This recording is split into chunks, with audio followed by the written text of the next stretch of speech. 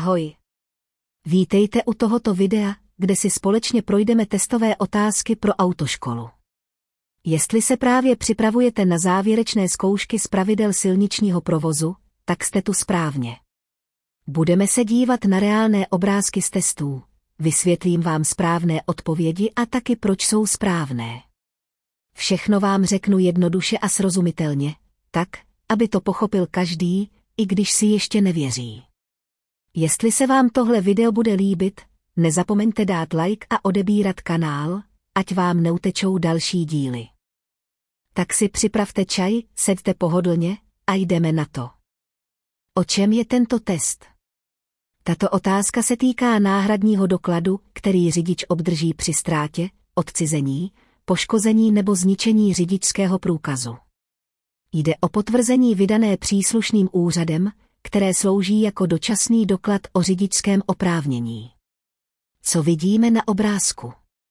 Otázka zobrazuje 3 možné odpovědi na to, kde platí potvrzení o ztrátě nebo poškození řidičského průkazu. Nevidíme zde žádnou dopravní situaci, pouze textovou otázku. Všechny možnosti odpovědí. A.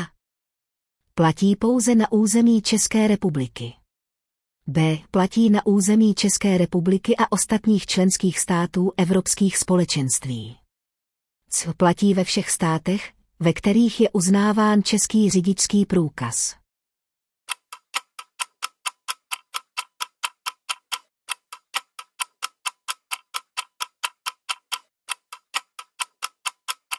Správná odpověď je A. Platí pouze na území České republiky.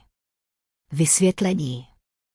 Potvrzení o oznámení ztráty, odcizení, poškození nebo zničení řidičského průkazu není mezinárodně uznávaný dokument.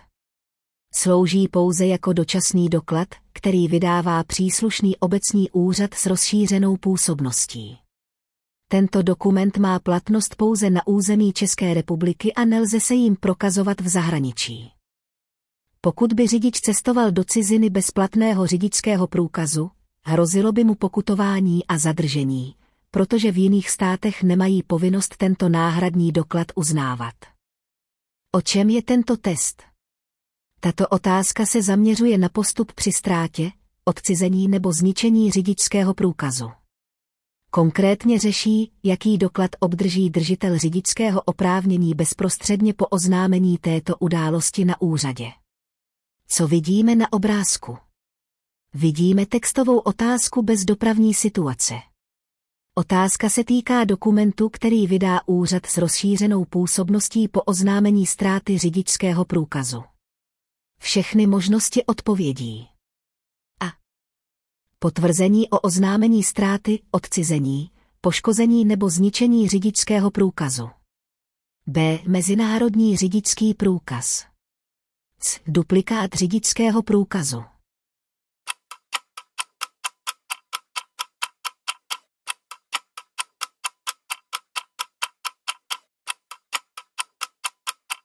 Správná odpověď je A. Potvrzení o oznámení ztráty, odcizení, poškození nebo zničení řidičského průkazu.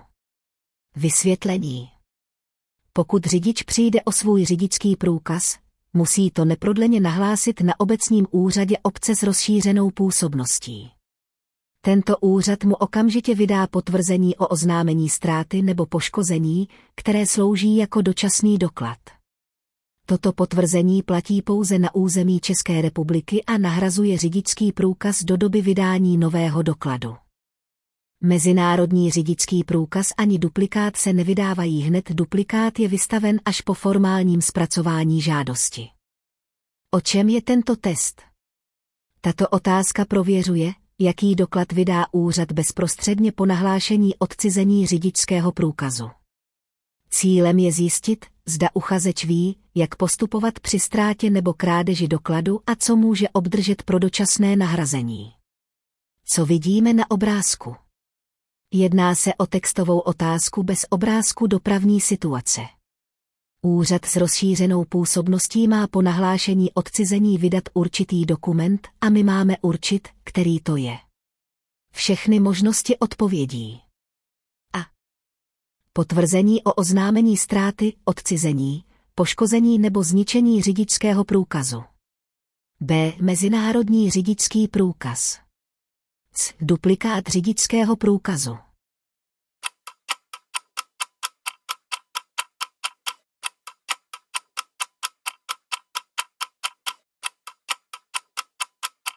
Správná odpověď je A. Potvrzení o oznámení ztráty, odcizení, poškození nebo zničení řidičského průkazu. Vysvětlení. Když je řidičský průkaz odcizen, je potřeba to co nejdříve oznámit na úřadě obce s rozšířenou působností. Úředník vystaví potvrzení o oznámení ztráty nebo odcizení, které dočasně nahrazuje řidičský průkaz. Tento doklad platí pouze na území České republiky a je určen k tomu, aby řidič mohl pokračovat v řízení do doby, než mu bude vystaven duplikát. Mezinárodní řidičský průkaz s touto situací nesouvisí. O čem je tento test? Tato otázka ověřuje, co úřad bezodkladně vydá řidiči, který nahlásí poškození svého řidičského průkazu. Cílem je zjistit, jaký dokument dostane řidič, aby mohl dočasně pokračovat v řízení vozidla. Co vidíme na obrázku? Opět se jedná o textovou otázku bez vizuální dopravní situace. Otázka je zaměřena na administrativní postup při poškození řidičského průkazu. Všechny možnosti odpovědí. A. Potvrzení o oznámení ztráty, odcizení, poškození nebo zničení řidičského průkazu. B. Mezinárodní řidičský průkaz. C. Duplikát řidičského průkazu.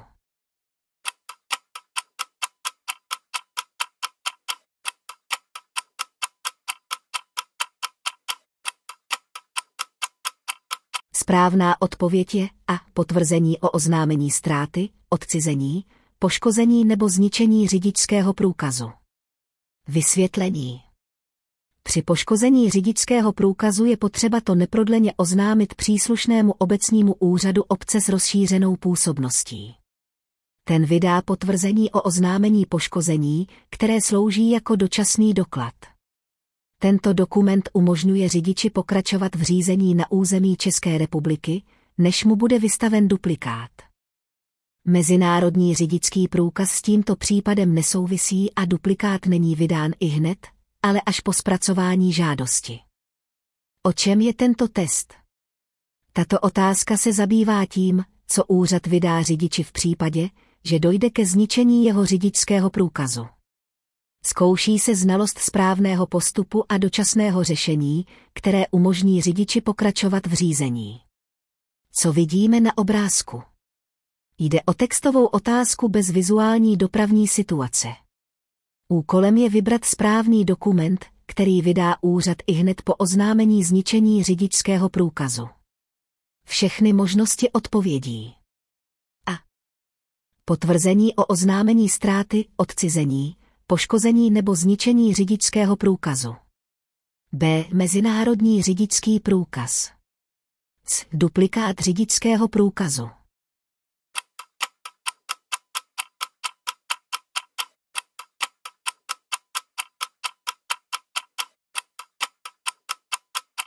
Správná odpověď je A. Potvrzení o oznámení ztráty, odcizení, poškození nebo zničení řidičského průkazu. Vysvětlení. V případě, že je řidičský průkaz zničen, musí to řidič nahlásit příslušnému úřadu. Ten mu neprodleně vydá potvrzení, které slouží jako dočasný doklad. Tento dokument platí pouze na území České republiky a umožňuje řídit vozidlo do doby, než bude vyřízen duplikát. Mezinárodní řidičský průkaz se vydává za jiných okolností a duplikát není k dispozici ihned po oznámení. O čem je tento test? Tato otázka se zabývá tím, kdy je řidičský průkaz považován za neplatný. Je důležité znát situace, kdy sice fyzicky držíme řidičský průkaz, ale právně už není platný a nemůžeme s ním řídit. Co vidíme na obrázku? Vidíme čistě textovou otázku. Úkolem je vybrat situaci, kdy řidičský průkaz přestává platit. Všechny možnosti odpovědí. A. Uplynula doba jeho platnosti. B. Byl jeho držiteli vystaven mezinárodní řidičský průkaz. C. Byl řidiči pro porušení zákona zadržen policistou.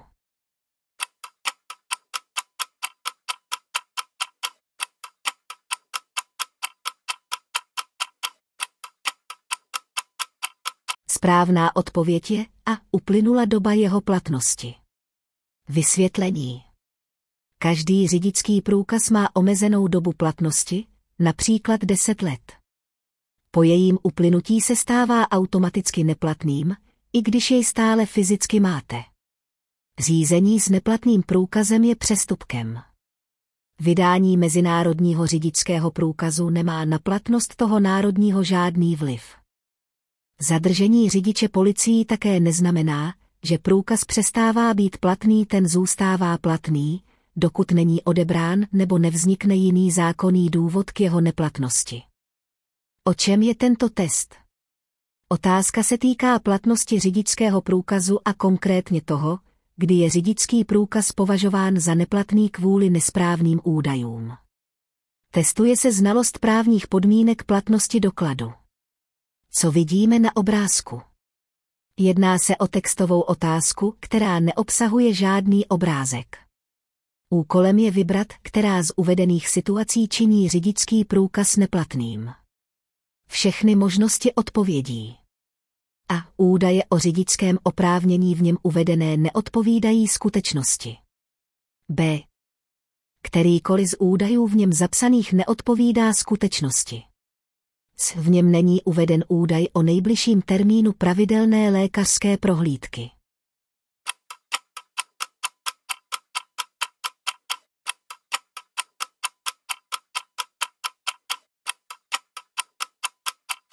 Správná odpověď je A. Údaje o řidičském oprávnění v něm uvedené neodpovídají skutečnosti.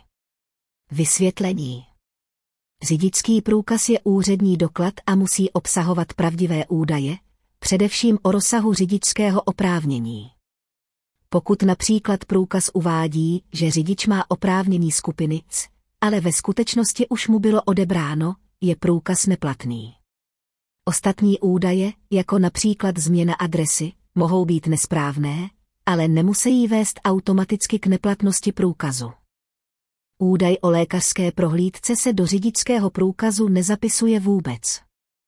O čem je tento test? Otázka se zaměřuje na to, za jakých okolností je řidičský průkaz považován za neplatný. Zvlášť se zde řeší případy neautorizovaných zásahů do dokladu. Co vidíme na obrázku? Jedná se o čistě textovou otázku bez vizuální situace. Úkolem je správně určit, kdy se řidičský průkaz stává neplatným. Všechny možnosti odpovědí. A. Jsou v něm neoprávněně provedeny zápisy, změny, opravy nebo úpravy. B. Byl řidiči pro porušení zákona zadržen policistou nebo obecním úřadem obce s rozšířenou působností. C. Je jeho držitel ve výkonu trestu odnětí svobody.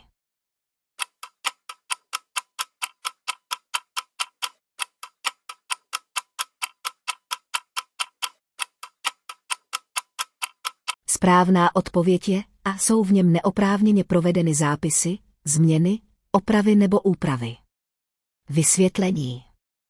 Řidičský průkaz je úřední dokument a jakákoliv neoprávněná změna nebo zásah, jako je přepisování údajů, vkládání poznámek nebo úprava fotografie, ho činí neplatným. Takový průkaz nesmí být používán k řízení vozidla. Zadržení osobou veřejné moci nebo výkon trestu sám o sobě neznamená, že je průkaz neplatný, ten zůstává právně platný, dokud není úředně odebrán nebo zneplatněn. O čem je tento test? Tato otázka se zaměřuje na situace, kdy je řidičský průkaz neplatný kvůli poškození. Cílem je rozpoznat rozdíl mezi běžným opotřebením a skutečným znehodnocením dokladu. Co vidíme na obrázku? Jedná se o textovou otázku. Uchazeč má určit, kdy je řidičský průkaz z důvodu fyzického stavu považován za neplatný. Všechny možnosti odpovědí.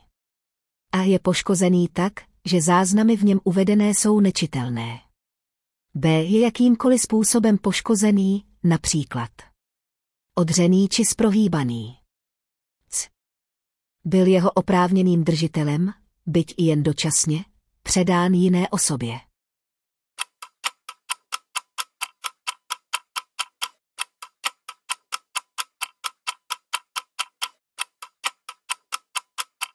Správná odpověď je a je poškozený tak, že záznamy v něm uvedené jsou nečitelné. Vysvětlení. Řidičský průkaz je neplatný pouze tehdy, pokud je natolik poškozený, že z něj nelze vyčíst potřebné údaje, například jméno, datum narození, skupinu oprávnění nebo fotografii. To může být způsobeno rozmazáním, roztržením nebo jiným znehodnocením. Běžné známky opotřebení, jako je odření rohů nebo mírné ohnutí, samy o sobě neznamenají neplatnost. Předání průkazu jiné osobě není zákonem zakázané, pokud tím není porušena jiná právní povinnost, ale samo o sobě průkaz nečiní neplatným. O čem je tento test?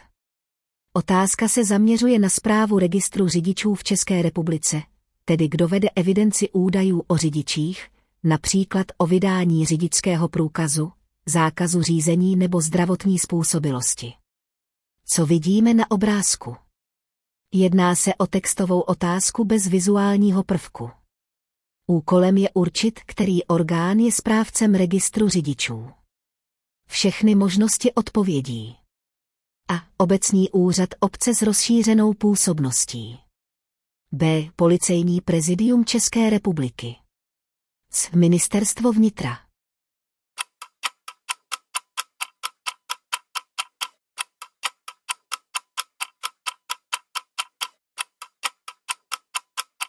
Správná odpověď je a. Obecní úřad obce s rozšířenou působností. Vysvětlení. Registr řidičů je informační systém veřejné správy, do kterého se zaznamenávají všechny důležité údaje o řidičích. Správcem tohoto registru je obecní úřad obce s rozšířenou působností, což jsou například úřady v okresních městech. Právě tyto úřady provádějí zápisy, vydávají řidičské průkazy a rozhodují o omezení nebo odebrání oprávnění k řízení. Policie ani ministerstvo nejsou přímými správci tohoto registru.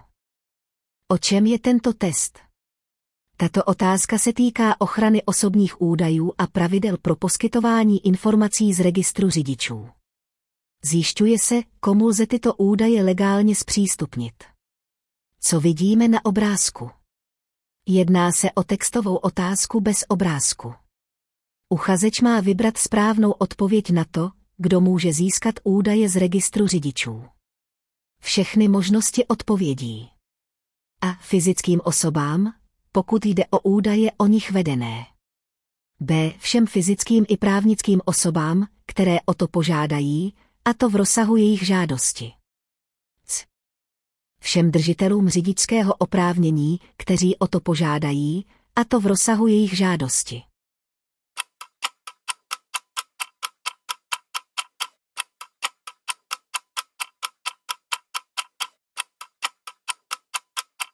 Správná odpověď je a. Fyzickým osobám, pokud jde o údaje o nich vedené. Vysvětlení. Údaje z registru řidičů jsou chráněné a nelze je poskytovat komukoli. Přístup k nim má pouze fyzická osoba, které se tyto údaje týkají, tedy například, aby si ověřila stav svého řidičského oprávnění, počet bodů nebo platnost řidičského průkazu. Není možné, aby do těchto údajů nahlížela jiná osoba nebo firma, i kdyby o to požádala. Výjimky platí pouze pro orgány veřejné moci při výkonu jejich pravomocí. O čem je tento test? Otázka se týká právního důsledku zadržení řidičského průkazu. Je důležité vědět, zda a za jakých okolností může řidič nadále řídit motorové vozidlo. Co vidíme na obrázku? Jedná se o textovou otázku. Zkoumá se, co platí pro držitele řidičského oprávnění v době, kdy mu byl řidičský průkaz zadržen. Všechny možnosti odpovědí.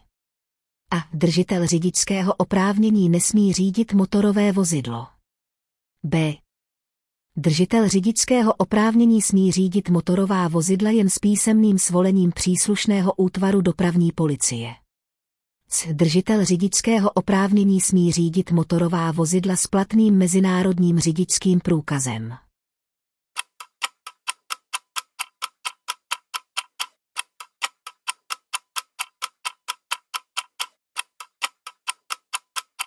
Správná odpověď je a. Držitel řidičského oprávnění nesmí řídit motorové vozidlo.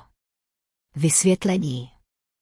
Zadržení řidičského průkazu znamená, že řidič dočasně přichází o oprávnění řídit motorová vozidla. Až do doby, než je rozhodnuto o dalším postupu, například vrácení průkazu, správní řízení nebo soud, řidič nesmí usednout za volant. Mezinárodní řidičský průkaz ani žádné písemné svolení tento zákaz nenahrazují. Jakékoliv řízení v této době je považováno za řízení bezplatného oprávnění a je přestupkem nebo trestným činem podle závažnosti situace. O čem je tento test? Tato otázka se zabývá vztahem mezi svislými dopravními značkami, které upravují přednost, a světelnými signály. Řidič musí vědět, kterým pravidlům se řídit, pokud se obě tyto informace objeví současně. Co vidíme na obrázku? Na obrázku vidíme křižovatku se světelnou signalizací a zároveň se svislou dopravní značkou hlavní pozemní komunikace. Světelná signalizace je funkční a zobrazuje zelený signál. Všechny možnosti odpovědí A jsou nadřazeny světelným signálům. B jsou podřízeny světelným signálům. C jsou postaveny naroveň světelných signálů.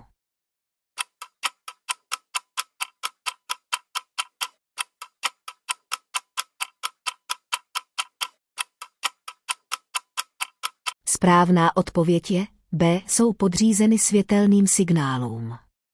Vysvětlení. Pokud je na křižovatce umístěna funkční světelná signalizace, řidič se vždy řídí právě těmito světelnými signály, i když jsou zde zároveň svislé dopravní značky upravující přednost, jako například značka Dej přednost v jízdě nebo hlavní pozemní komunikace.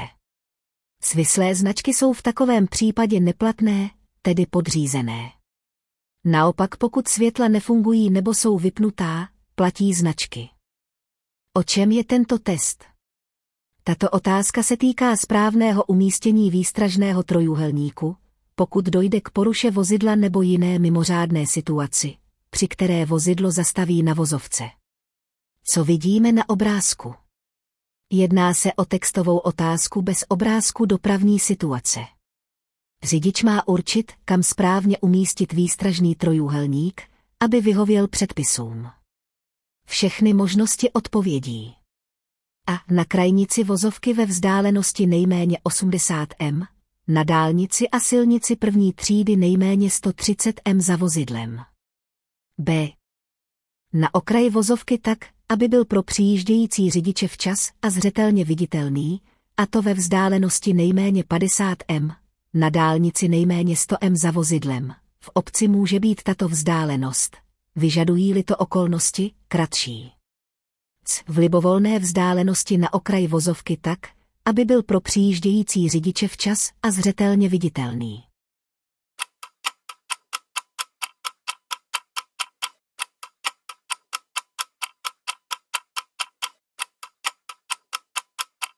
Správná odpověď je B na okraji vozovky tak, aby byl pro přijíždějící řidiče včas a zřetelně viditelný, a to ve vzdálenosti nejméně 50 m, na dálnici nejméně 100 m za vozidlem. V obci může být tato vzdálenost, vyžadují-li to okolnosti, kratší. Vysvětlení.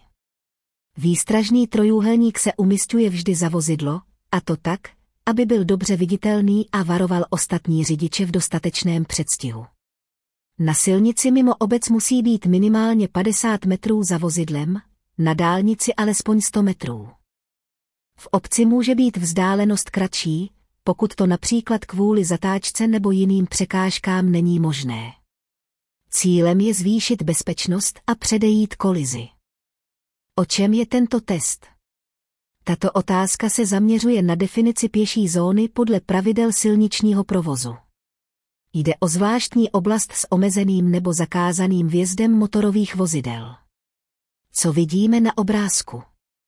Vidíme textovou otázku bez doprovodné fotografie nebo situace. Úkolem je vybrat správnou definici pěší zóny podle dopravního značení.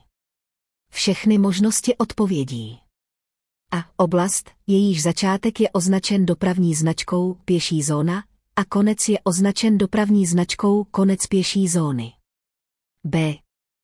Oblast, jejíž začátek je označen dopravní značkou stezka pro chodce a konec je označen dopravní značkou konec stezky pro chodce. C. Každý chodník, oddělený od vozovky výškově nebo jinak, který jiní účastníci provozu než chodci nesmí použít.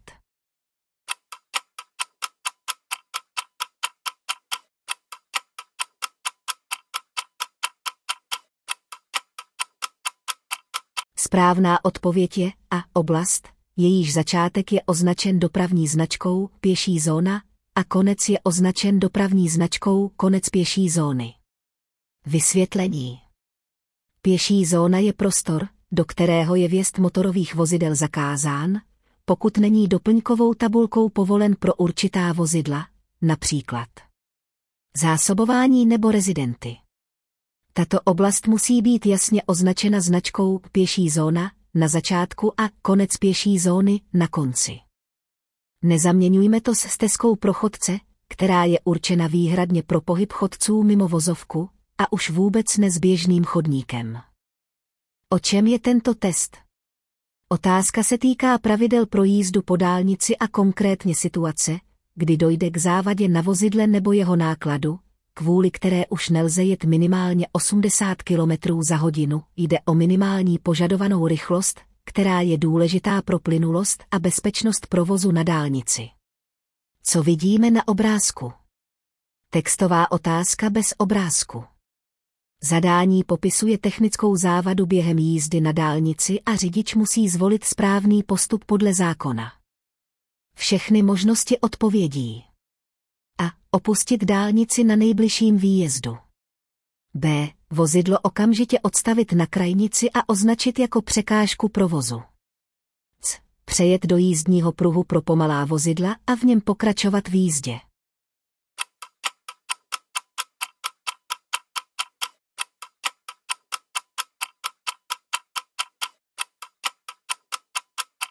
Správná odpověď je A. Opustit dálnici na nejbližším výjezdu. Vysvětlení. Na dálnici smějí jezdit pouze vozidla, která jsou schopná dosahovat rychlosti alespoň 80 km za hodinu, pokud během jízdy dojde k závadě, kvůli které vozidlo tuto rychlost nedosáhne, řidič nesmí v jízdě po dálnici pokračovat. Správný a zákonný postup je co nejdříve dálnici opustit, tedy sjet na nejbližším výjezdu. Zastavení na krajnici je vyhrazeno pouze pro nouzové situace a nelze jej zneužívat jako náhradu za běžné pokračování v jízdě. Průběžná jízda v pomalém pruhu, například.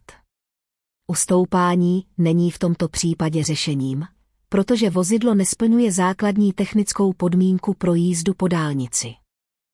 O čem je tento test? Tato otázka ověřuje, zda řidič rozumí pravidlům pro používání dálnice vozidly, která musí být schopná jet alespoň 80 km za hodinu na rovině. Konkrétně se ptá na situaci, kdy vozidlo při stoupání tuto rychlost nedosahuje. Co vidíme na obrázku? Jde o textovou otázku bez doprovodného obrázku. Zadání popisuje situaci, kdy vozidlo kvůli stoupání zpomaluje pod 80 km za hodinu a řidič musí vědět, zda to znamená, že má dálnici opustit. Všechny možnosti odpovědí. A. Ano. Důležité je, že vozidlo může dosáhnout této rychlosti na rovině. B. Ne. Dálnici musíte opustit na nejbližším výjezdu. C. Ne. Vozidlo musíte odstavit na krajnici a označit jako překážku provozu.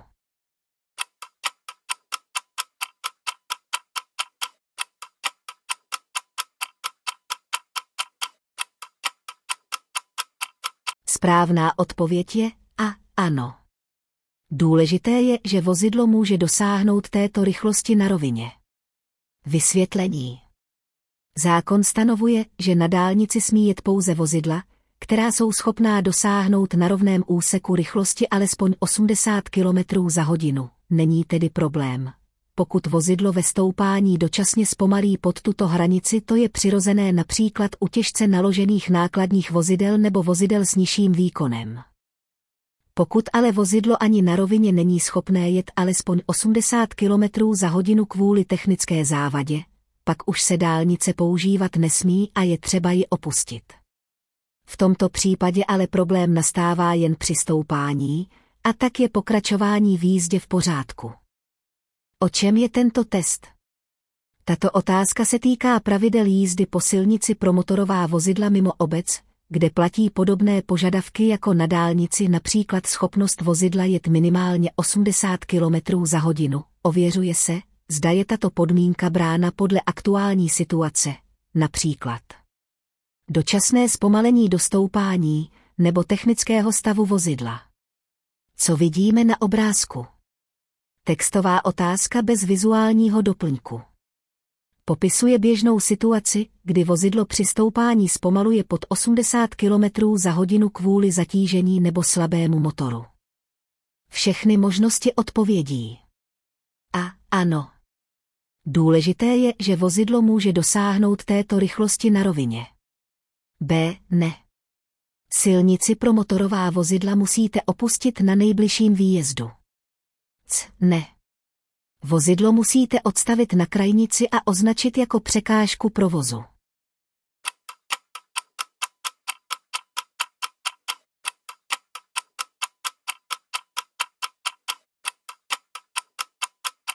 Správná odpověď je A. Ano. Důležité je, že vozidlo může dosáhnout této rychlosti na rovině. Vysvětlení. Pro jízdu po silnici pro motorová vozidla platí, že vozidlo musí být technicky schopné dosáhnout rychlosti alespoň 80 km za hodinu na rovném úseku. Neznamená to, že touto rychlostí musí jet neustále, při stoupání je zpomalení běžné a není důvod silnici opouštět. Pokud ale vozidlo není schopné této rychlosti ani na rovině kvůli závadě, pak na takovou komunikaci nesmí. V tomto případě však problém vzniká jen dočasně ve stoupání, což je akceptovatelné. O čem je tento test? Tato otázka ověřuje znalost toho, kdo je považován za průvodce zvířat a jaká pravidla platí pro pohyb se zvířetem po pozemní komunikaci. Je důležité rozlišovat mezi volně se pohybujícím zvířetem a zvířetem vedeným osobou. Co vidíme na obrázku? Textová otázka bez obrázku. Osoba vede psa po pozemní komunikaci a je třeba určit, zda se na ni vztahují povinnosti průvodce vedených zvířat. Všechny možnosti odpovědí. A. Ne. B. Ano.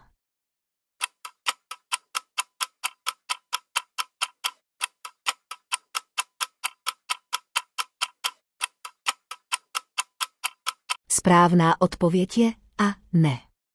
Vysvětlení. Zákon č. 361/2000 SB o provozu na pozemních komunikacích definuje povinnosti průvodce vedených zvířat, ale týká se to především větších zvířat, jako jsou koně, skot a podobně. Pes se podle výkladu právních předpisů nepovažuje za vedené zvíře ve smyslu tohoto zákona, pokud je veden osobou jako domácí mazlíček. Taková osoba se tedy nepovažuje za průvodce vedených zvířat a nevztahují se na ni specifické povinnosti podle zákona, jako je například povinnost použít krajnici nebo jít po levé straně vozovky. O čem je tento test? Tato otázka ověřuje znalost základních pojmů silničního provozu, konkrétně významu pojmu zastavení vozidla. Rozlišuje se zde mezi zastavením, stáním a nuceným zastavením. Co vidíme na obrázku? Jedná se o textovou otázku bez vizuální složky. Cílem je správně definovat, co znamená zastavit podle zákona. Všechny možnosti odpovědí. A. Uvést vozidlo do klidu na dobu nezbytně nutnou k neprodlenému nastoupení nebo vystoupení přepravovaných osob a nebo k neprodlenému naložení nebo složení nákladu. B. Povinnost řidiče nezahájit jízdní úkon nebo v něm nepokračovat, jestliže by řidič, který má přednost v jízdě, musel náhle změnit směr nebo rychlost jízdy. C. Přerušit jízdu z důvodu nezávislého na vůli řidiče, například při poruše vozidla.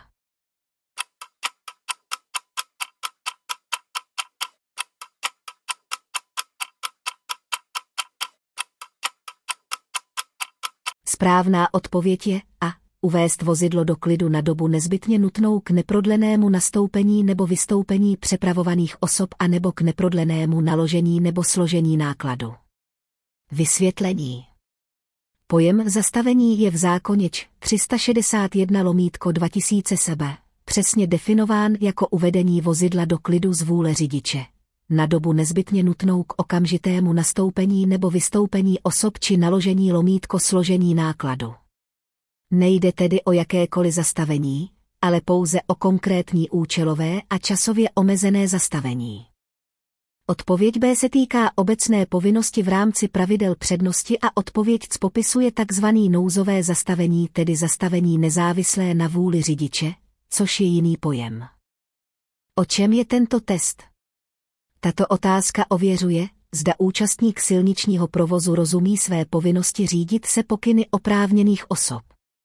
Konkrétně jde o to, zda mezi tyto osoby patří i strážníci obecní, městské policie. Co vidíme na obrázku? Textová otázka bez doprovodného obrázku. Dotaz směřuje na právní povinnost účastníka provozu. Všechny možnosti odpovědí. A. Ano. B. Ne.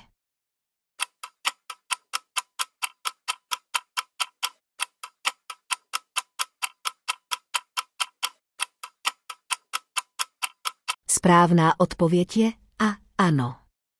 Vysvětlení.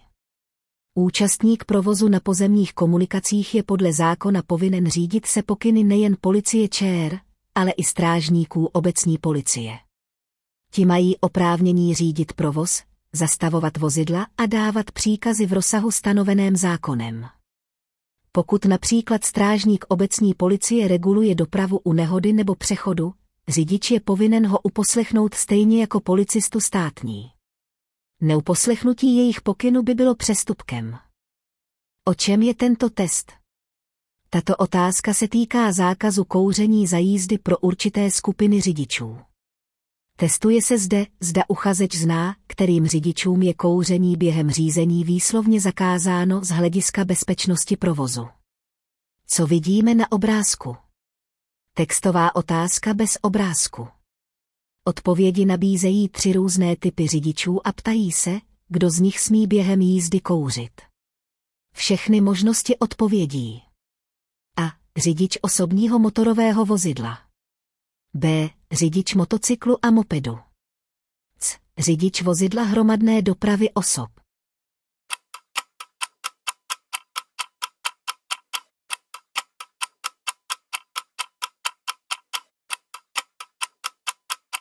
Správná odpověď je A. Řidič osobního motorového vozidla. Vysvětlení. Podle zákona č. 361/2000 SB je kouření během jízdy zakázáno řidičům vozidel hromadné dopravy osob a řidičům motocyklů a mopedů. Tento zákaz má zamezit rizikovému chování, které by mohlo ohrozit cestující nebo snížit schopnost řidiče plně ovládat vozidlo. Řidič osobního auta však kouřit smí, pokud tím neohrozí bezpečnost provozu, například mu cigareta nespadne do klína, neodvádí pozornost a podobně. Přesto ale doporučuji vždy dávat přednost plnému soustředění na řízení. O čem je tento test? Otázka se týká specifické situace u čerpacích stanic, kdo má při tankování pohonných hmot přednost. Vychází ze zákona o silničním provozu a týká se vozidel s právem přednostní jízdy. Co vidíme na obrázku? Textová otázka bez doprovodného obrázku. Nabízí 3 možnosti, které rozlišují různé kategorie řidičů a způsob použití výstražných znamení. Všechny možnosti odpovědí. A. Řidiči vozidel s právem přednostní jízdy, přitom nepoužívají zvláštních výstražných znamení. B. Řidiči vozidel s právem přednostní jízdy, k upozornění ostatních řidičů však musí použít zvláštních výstražných znamení. Řidiči vozidel hromadné dopravy osob, například autobusů, a řidiči nákladních vozidel.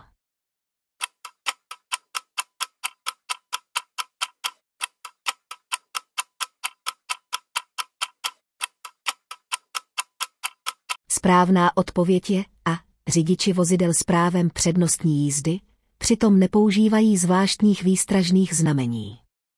Vysvětlení. Podle zákona č. 361/2000 SB mají při čerpání pohonných hmot přednost řidiči vozidel s právem přednostní jízdy, například záchranná služba, hasiči, policie, a to i v případě, že zrovna nepoužívají zvol.